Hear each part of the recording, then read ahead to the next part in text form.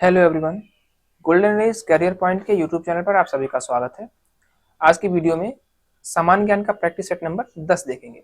ठीक है, और इस प्रैक्टिस सेट में भी पूरे 38 क्वेश्चंस को देखेंगे हम लोग, और थोड़ा सा जल्दी इन प्रश्नों को देखेंगे। चलिए शुरू करते हैं आज की क्लास को। पहला प्रश्न आपके सामने है, पूछा गया है निम्नलिखित में से कौन सा एक ऐसा कर है, ठीक है, जिसकी वसूली सिर्फ राज्य कर सकता है। मतलब ऐसा कौन सा टैक्स है जिसे राज्य सरकार वसूलती है। पहला ऑप्शन है भूमि राजस्व, सीमा शुल्क, आयकर पर अधिभार, या फिर व्यक्तियों और कंपनियों की संपत्ति के पूंजीगत मूल्य पर टैक्स। तो इसका सही जवाब ऑप्शन नंबर 1 हो जाएगा। भूमि राजस्व एक ऐसा कर होता है जिसकी वसूली राज्य सरकार के द्वारा की जाती है और यह एक प्रत्यक्ष कर होता है। ठीक है, चलिए नेक्स्ट क्वेश्चन नंबर 2। दक्षिणी आल्प्स पर्वत श्रेणी कहाँ स्थित है। ठीक है, दक्षिणी आल्प्स पर्वत श्रेणी कहाँ स्थित है। ऑप्शन है ऑस्ट्रेलिया, न्यूजीलैंड, दक्षिण अफ्रीका और इंडोनेशिया। तो इसका सही जवाब जो है ऑप्शन नंबर 2 है, न्यूजीलैंड। ठीक है, तो दक्षिणी आल्प्स पर्वत श्रेणी जो है वो न्यूजीलैंड में स्थित है। नेक्स्ट क्वेश्चन की तरफ बढ़ते हैं। क्वेश्चन नंबर 3 आपके सामने। चलिए ठीक है, अब देखिएगा इसमें क्या पूछा गया है। क्वेश्चन नंबर 3 में पूछा है गंगा और ब्रह्मपुत्र की संयुक्त जलधारा किस नाम से जानी जाती है। पद्मा के नाम से, जमुना के नाम से, मेघना या फिर सांगपो। तो इसका सही जवाब है ऑप्शन नंबर 3। ठीक है, गंगा और ब्रह्मपुत्र की संयुक्त जलधारा जो है वो मेघना के नाम से जानी जाती है। क्वेश्चन नंबर 4 देखते हैं, योग दर्शन के प्रतिपादक कौन थे। महर्षि पतंजलि, गौतम, जैमिनी या फिर शंकराचार्य। तो इसका सही जवाब ऑप्शन नंबर 1 हो जाएगा। महर्षि पतंजलि को योग दर्शन का प्रतिपादक माना जाता है।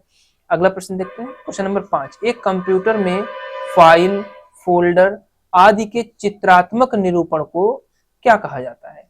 अब ये सिंपल क्वेश्चन है। देखिए कोई भी लैपटॉप हो या फिर डेस्कटॉप हो, जैसे मान लीजिए स्क्रीन है डेस्कटॉप की या फिर लैपटॉप की, तो यहाँ पर जो आइकन्स बने रहते हैं, जैसे माई कंप्यूटर हो गया, ठीक है, बहुत से ढेर सारे जो आइकॉन्स बने रहते हैं फोल्डर्स वगैरह के। ठीक है, तो वही यहाँ पर पूछा है इन्होंने, इस चित्रात्मक निरूपण को क्या कहा जाता है। ऑप्शन देखिए, आइकॉन, शॉर्टकट, टूल बार या फिर टास्क बार। पहले ही ऑप्शन मिल गया हम लोगों को, आइकॉन कहा जाता है इनको। ठीक है, नेक्स्ट क्वेश्चन गोविंद स्वामी से है। ठीक है, थोड़ा सा रुकेंगे यहाँ पे, क्वेश्चन को ऊपर बढ़ा लिया जाए।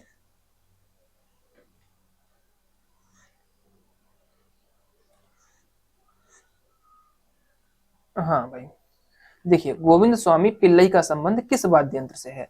इसमें ऑप्शंस दे रखे हैं आपके सामने, मृदंगम, तबला, वीणा या फिर वायलिन। तो इस प्रश्न का सही जवाब जो है वो ऑप्शन नंबर 4 है, वायलिन। ठीक है, गोविंद स्वामी पिल्लई का संबंध जो है वो वायलिन से है, और वायलिन जो है वो दक्षिण भारतीय संगीत वाद्य यंत्रों में सबसे मुख्य स्थान रखता है। ठीक है, चलिए नेक्स्ट क्वेश्चन देखते हैं। Question number 7। बांग्लादेश के राष्ट्रीय प्रतीक को कब अपनाया गया। ऑप्शन है 1971, 1973, 1975, 1977। तो इस प्रश्न का सही जवाब ऑप्शन नंबर 1 होगा। बांग्लादेश की स्वतंत्रता के तुरंत बाद ही बांग्लादेश के राष्ट्रीय प्रतीक को 1971 में अपना लिया गया था। ठीक है, चलिए नेक्स्ट क्वेश्चन। द्रव्यमान संख्या हमेशा के बराबर होती है, किसके बराबर होती है। अब देखिए इस प्रश्न को करने से पहले थोड़ा सा बेसिक चीजें जान लेंगे। कोई भी परमाणु है, ठीक है, ये देखिए परमाणु हो गया, और परमाणु का नाभिक है, मान लीजिए नाभिक में ये केंद्रक हो गया। ठीक है, तो जो बाह्य कक्षा है इसमें इलेक्ट्रॉन्स होते हैं और नाभिक में न्यूट्रॉन और प्रोटॉन होते हैं। ठीक है, अब किसी भी परमाणु का अगर हमें परमाणु भार, जिसको कि ए से निकाल लिखते हैं, उसको ज्ञात करना हो तो न्यूट्रॉनों और प्रोटॉनों का योग कर देते हैं। ठीक है, नाभिक में उपस्थित जो मूल कण है न्यूट्रॉन और प्रोटॉन, उनका योग क्या कहलाता है, परमाणु भार कहलाता है। जबकि परमाणु क्रमांक को जेड से लिखते हैं, और ये जो होता है किसी परमाणु में उपस्थित इलेक्ट्रॉनों की संख्या या फिर प्रोटॉनों की संख्या के बराबर होता है। ठीक है, तो यहाँ पर प्रश्न हमारा पूछा गया द्रव्यमान संख्या हमेशा किसके बराबर होती है। देखिए द्रव्यमान संख्या हो गई ए, और ये किसके बराबर होगी, न्यूट्रॉन और प्रोटॉनों की संख्या के योग के बराबर। तो यहाँ पर ऑप्शन नंबर 1 प्रोटॉनों की संख्या, न्यूट्रॉनों की संख्या, ये नहीं सही है। ठीक है, तो ऑप्शन नंबर 3 देखते हैं। ऑप्शन नंबर 3 ये देखिए, प्रोटॉनों की संख्या तथा इलेक्ट्रॉनों की संख्या का योग, ये भी गलत है। ऑप्शन नंबर 4 में क्या है, प्रोटॉनों की संख्या तथा न्यूट्रॉनों की संख्या के योग के बराबर, यही सही हो गया ऑप्शन नंबर 4। ठीक है, चलिए क्वेश्चन नंबर 9 की तरफ बढ़ते हैं। क्वेश्चन नंबर 9 में पूछा गया है निम्नलिखित में से कौन सा कथन सही है। अच्छा, यहाँ पर कथन दे रखे हैं, फर्स्ट, सेकेंड, थर्ड, कुछ कथन दे रखे हैं, पहले पढ़ेंगे इनको। एथेनॉल कार्बनिक यौगिकों के लिए एक अच्छा विलायक है। एथेनॉल के गलनांक एवं क्वथनांक पानी की तुलना में कम होते हैं। एथेनॉल का उपयोग टिंचर आयोडीन में किया जाता है। अब इनमें से कौन से सही पूछा है, यहाँ पर ये चीज जरा गौर करेंगे। ठीक है, यहाँ पर कभी कभी असत्य पूछ देते हैं, कभी कभी सत्य पूछ देते हैं। तो इस प्रश्न में यहाँ पर सही कथन पूछे गए हैं कौन कौन से, तो कूट के माध्यम से आंसर देना है। तो इसके लिए सही जवाब जो हो जाएगा वो ऑप्शन नंबर ये 4 सही होगा। ठीक है, कथन 1, कथन 2 तथा कथन 3 तीनों सही है। ठीक है, चलिए अगला प्रश्न देखते हैं। 1 मिनट रुकिए भाई।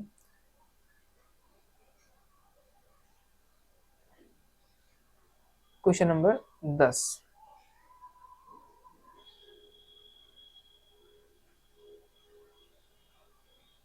हाँ, चलिए देखते हैं। प्रश्न नंबर 10 पूछा है, भारतीय संविधान के अनुच्छेद 21 में जीवन का अधिकार के अलावा और क्या क्या सम्मिलित है। ठीक है, यहाँ पर ऑप्शंस हैं, स्वास्थ्य का अधिकार, भोजन का अधिकार, पानी का अधिकार या फिर सभी विकल्प सही हैं। देखिए, भारतीय संविधान का जो भाग 3 है उसके अंतर्गत अनुच्छेद 21 है और उसमें जीवन और व्यक्तिगत स्वतंत्रता की सुरक्षा जो है वो सब बताई गई है इसके बारे में। ठीक है, तो इसमें जो ये तीनों बातें बताई गई हैं, स्वास्थ्य का भी अधिकार है, भोजन का भी अधिकार है और पानी का भी अधिकार है। तो यहाँ पर ऑप्शन नंबर 4 आपका सही जवाब हो जाएगा। ठीक है, भारतीय संविधान के अनुच्छेद 21 में जीवन का अधिकार के अलावा ये भी सब सम्मिलित है। चलिए नेक्स्ट क्वेश्चन नंबर 11 देखते हैं। किस संवैधानिक संशोधन अधिनियम ने नगर पालिका को संवैधानिक मान्यता दी। ठीक है, तो अब देखते हैं इसमें ऑप्शंस क्या क्या दे रखे हैं। अब देखिए, इसमें पहला ऑप्शन जो है 72वें संवैधानिक संशोधन अधिनियम के द्वारा, दूसरा है 73वें, 74वें और 75वें। ठीक है, तो इसमें देखिए प्रश्न में पूछा गया है कि किस संवैधानिक संशोधन अधिनियम ने नगर पालिका को संवैधानिक मान्यता दी। तो इस प्रश्न का सही जवाब जो हो जाएगा हमारा ऑप्शन नंबर 3 है। ठीक है, 74वें संवैधानिक संशोधन अधिनियम जो कि 1992 में आया था, इसके द्वारा नगर पालिका को संवैधानिक मान्यता दी गई थी। अच्छा, ये लागू कब किया गया था, देखिए 2 बातें यहाँ पर याद रखेंगे। 74वां जो संवैधानिक संशोधन है ये जो है 1992, ठीक है, 1992 में आया था और ये लागू कब हुआ है। ठीक है, लागू कब हुआ, 1 जून 1993 को। ठीक है, 1993 में लागू होता है। चलिए नेक्स्ट क्वेश्चन की तरफ बढ़ते हैं। क्वेश्चन नंबर 12 देखिए पूछा गया है, जल के अणुओं की प्लाज्मा झिल्ली से चाल क्या कहलाती है। परासरण कहलाती है, अवसादन कहलाती है, अवक्षेपण या फिर स्वेदन।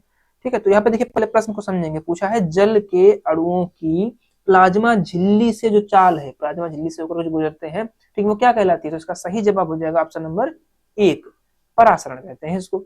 ठीक है, अब देखिए परासरण क्या होता है, उच्च सांद्रता से निम्न सांद्रता की ओर द्रव की गति को परासरण कहा जाता है। अब सांद्रता क्या होती है, सांद्रता का मतलब गाढ़ापन। ठीक है, तो उच्च सांद्रता से निम्न सांद्रता के द्रव की ओर जो चाल होती है उसी को कहते हैं परासरण। चलिए क्वेश्चन नंबर 13 देखते हैं। क्वेश्चन नंबर 13 में पूछा गया है, किसी विद्युतीय पदार्थ का प्रतिरोधक ओम में कितना होगा। ठीक है, और यदि इसमें 0.4 एम्पियर की धारा प्रवाहित होती है तथा विभवांतर कितना है, 12 वोल्ट का है। ये न्यूमेरिकल है फिजिक्स का। अब देखिए यहाँ पर जो जो चीजें दे रखी है पहले उसको कर लेंगे। हमारे पास क्या क्या है, इसमें धारा है, धारा को लिखते हैं आई से, आई बराबर कितना है 0.4 एएमपी, ठीक है, एम्पियर। इसके बाद में विभवांतर, ठीक है, वी से लिखते हैं कितना है 12 वोल्ट है। ठीक है, अब पूछा क्या इन्होंने, प्रतिरोधक, प्रतिरोधक को किस लिखते हैं, आर से लिखते हैं, आर पूछा गया। बहुत ही सिंपल है, देखिए सिंपल सा सूत्र होता है हमारा V बराबर आई आर। ठीक है, विभवांतर जो है वो धारा तथा प्रतिरोध के गुणनफल के बराबर होता है। अब इसमें से जो जो राशियां हमको ज्ञात है वो लिख लेंगे। ठीक है, या तो फिर पक्षांतरण पहले ही कर लीजिए, आर ज्ञात करना है तो आर बराबर क्या हो जाएगा हमारा V बटे आई हो जाएगा।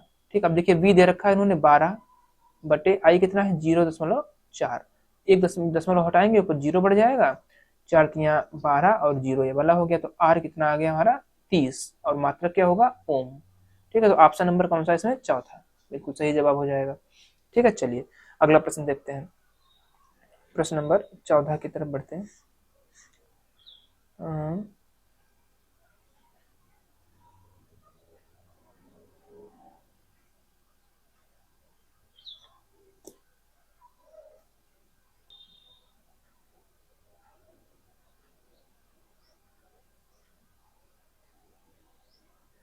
अब देखिए प्रश्न नंबर 14 में पूछा गया है, निम्न में से कौन सा संरचनात्मक बेरोजगारी के लिए सबसे कम कारण माना जाता है? ठीक है, अब ऑप्शन क्या है? आबादी, प्रौद्योगिकी, देशों के बीच मुक्त व्यापार समझौते नौकरियों को स्थानांतरित करने के लिए प्रेरित करते हैं, या फिर इस क्षेत्र असामाजिक ज्ञान जिसने रोजगार के अवसर कम किए हों। ठीक है, अब देखिए यहाँ पर पहले तो ये देख लेंगे संरचनात्मक बेरोजगारी। देखिए देश की जो अर्थव्यवस्था है उसमें संरचनात्मक बेरोजगारी जो है, ठीक है, वो किसकी वजह से आती है? वो संरचनात्मक परिवर्तनों के कारण उत्पन्न हो जाती है ना। अब देखिए क्या होता है, बाजार में जो दीर्घकालिक स्थितियां चली आ रही थी उनमें अगर बदलाव हो जाए तब यह अवस्था उत्पन्न हो जाती है। ठीक है, और इस प्रकार की बेरोजगारी के लिए क्या जिम्मेदार होता है? प्रौद्योगिकी, तकनीक, ठीक है, कौशल एवं अंतरराष्ट्रीय करारों से उत्पन्न परिस्थितियां उत्तरदायी होती हैं। तो यहाँ पर देखिए उन्होंने क्या कहा है कि सबसे कम कारण किसको माना जाता है? तो देखिए प्रौद्योगिकी भी जिम्मेदार है, देशों के बीच नौकरियों को स्थानांतरित करने से प्रेरित करना ये भी जिम्मेदार है, और ये लास्ट वाला ऑप्शन ये भी जिम्मेदार है। तो आबादी जो है वो संरचनात्मक बेरोजगारी के लिए जिम्मेदार नहीं होती है। क्यों? क्योंकि संरचनात्मक बेरोजगारी जो है वो संरचनात्मक परिवर्तनों के कारण उत्पन्न होती है, ठीक है, ना कि आबादी बढ़ने के कारण। चलिए क्वेश्चन नंबर 15 देखते हैं। वर्ष 1967 से 1969 के बीच निम्नलिखित में से कौन देश के राष्ट्रपति थे? ठीक है, इंपॉर्टेंट क्वेश्चन है, अच्छा क्वेश्चन है। अब यहाँ पर ऑप्शंस देखेंगे, doctor Sarvepalli Radhakrishnan, doctor Zakir Hussain, doctor VV Giri, और एक ऑप्शन और है इसमें, डॉक्टर फखरुद्दीन अली अहमद। ठीक है, ये देखिए डॉक्टर फखरुद्दीन अली अहमद। तो अब इसमें से ऑप्शन नंबर जो आपका तीसरा सही हो जाएगा, डॉक्टर जो वीवी गिरी हैं। ठीक है, वीवी गिरी भारत के तीसरे उपराष्ट्रपति चुने गए थे, कब? 1967 में। ठीक है, और क्या हुआ था जब डॉक्टर मतलब राष्ट्रपति जाकिर हुसैन का निधन हो गया था, कब? 3 मई 1969 को। ठीक है, कब निधन हुआ था डॉक्टर जाकिर हुसैन का? 1969 में। और उसके बाद में क्योंकि ये उपराष्ट्रपति थे, कौन? डॉक्टर वीवी गिरी, इसीलिए इनको जो है वो राष्ट्रपति का पद दे दिया गया। ठीक है, इसलिए देखो यहाँ पर सन दिया गया 67 से 69 के बीच कौन रहे थे? डॉक्टर वीवी गिरी। ऑप्शन नंबर 3 आपका बिल्कुल सही हो जाएगा। क्यों बनाए गए थे? क्योंकि डॉक्टर जाकिर हुसैन की मृत्यु हो गई थी 1969 में। चलिए नेक्स्ट क्वेश्चन की तरफ बढ़ते हैं।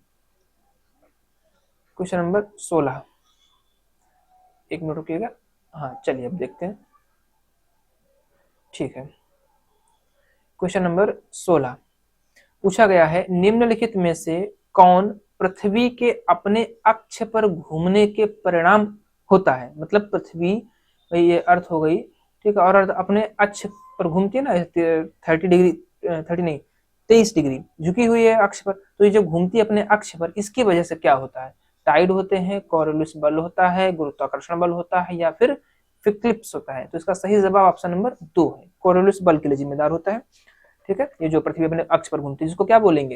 इसको बोलेंगे घूर्णन गति, और सूर्य के चारों ओर जो होती है वो परिक्रमण गति होती है।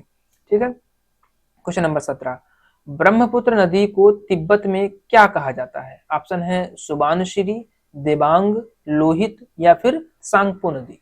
तो ये ऑप्शन नंबर 4 आपका सही जवाब है। ब्रह्मपुत्र नदी को तिब्बत में सांगपो नदी कहते हैं। ठीक है, चलिए अगला क्वेश्चन देखते हैं। क्वेश्चन नंबर 18, भारत के 1 रुपए के नोट पर किसका हस्ताक्षर होता है? बहुत ही अच्छा क्वेश्चन है। ठीक है, आप देखिए इसमें ऑप्शन देखेंगे, एक मिनट रुकिएगा। हाँ अब देखिएगा इसमें ऑप्शंस। ऑप्शन पहला है भारत के रिजर्व बैंक के गवर्नर का, ऑप्शन नंबर 2 भारत के वित्त मंत्री का, ऑप्शन नंबर 3 योजना आयोग के प्रमुख का, और ऑप्शन नंबर 4 के वित्त मंत्रालय के सचिव का। ठीक है, तो ध्यान रखेंगे इसका सही जवाब जो है वो ऑप्शन नंबर 4 है।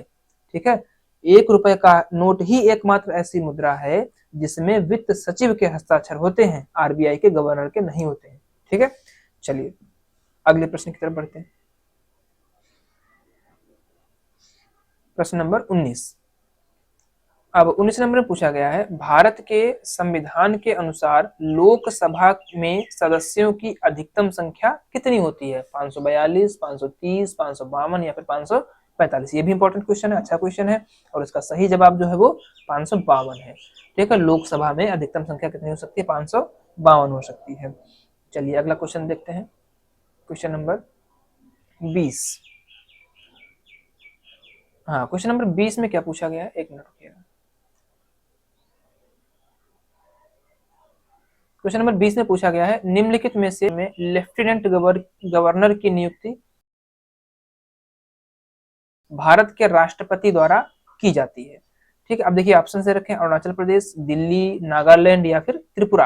अब इसके बारे में थोड़ा सा जान लेंगे। देखिए राष्ट्रीय राजधानी क्षेत्र जो दिल्ली अधिनियम जो पारित हुआ था 1991 में, इसके अनुसार क्या है, सरकार ने स्पष्ट रूप से ये बात बता दी थी कि दिल्ली जो है एक संघ राज्य है और दिल्ली में भारत के राष्ट्रपति द्वारा एक क्या नाम है, लेफ्टिनेंट गवर्नर, उपराज्यपाल, ठीक है, नियुक्त किया जाता है। ठीक है, चलिए तो कौन सा सही हो जाएगा ऑप्शन हमारा, ये option number 2 Delhi. Next question, निम्नलिखित में से किसने विश्व स्वास्थ्य संगठन के लिए दुनिया का पहला मलेरिया वैक्सीन विकसित किया है? ऑप्शंस हैं मर्क ने और ग्लैक्सो स्मिथ क्लाइन या फिर फाइजर, जॉनसन एंड जॉनसन। ठीक है, इसका सही जवाब है option number 2 GlaxoSmithKline. ठीक है, इन्होंने जो है सबसे पहले मलेरिया का टीका विकसित किया था। ठीक है, अच्छा अब देखिए मलेरिया के बारे में थोड़ा सा। मलेरिया जो है वो प्लाज्मोडियम परजीवी के कारण होता है। ठीक है, और इसका संक्रमण जो है वो मादा एनाफिलीज मच्छरों के काटने से फैलता है। चलिए अगला प्रश्न देखते हैं।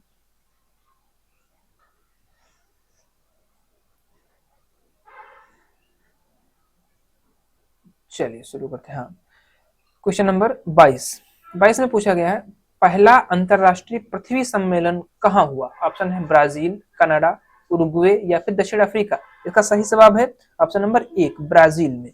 ठीक है, अब देखिए जो पृथ्वी शिखर सम्मेलन है ये 1992 में हुआ था, ये 1992 में हुआ था। ठीक है, और किस लिए हुआ था ये पर्यावरण और विकास पर संयुक्त राष्ट्र का सम्मेलन था। और ये जो है ब्राजील के कहाँ पे हुआ था, रियो डी जेनेरियो में। ठीक है, रियो डी जेनेरियो में, ध्यान रखेंगे ये ब्राजील के रियो डी जेनेरियो। ठीक है, रियो डी जेनेरियो में हुआ था, इसीलिए इसको क्या बोल देते हैं, रियो। वनस्पति और जो जीव जंतु है वो दब जाते हैं और उनमें सड़न की प्रक्रिया होती है जिसके फलस्वरूप बनता है ये कोयला हो गया, ठीक है, कच्चा तेल हो गया, प्राकृतिक गैस हो गई, ये सारी चीजें जीवाश्म ईंधन कहलाती हैं। अगला प्रश्न देखते हैं, निम्नलिखित में से किस राज्य का लोकसभा में प्रतिनिधित्व देश में दूसरे स्थान पर है? ठीक है, अब देखिए यहाँ पर ये सिंपल सा क्वेश्चन पूछा है कि लोकसभा की सबसे ज्यादा सीटें नंबर 2 पर किस राज्य में है? ऑप्शन है पश्चिम बंगाल, बिहार, आंध्र प्रदेश, महाराष्ट्र। तो इसका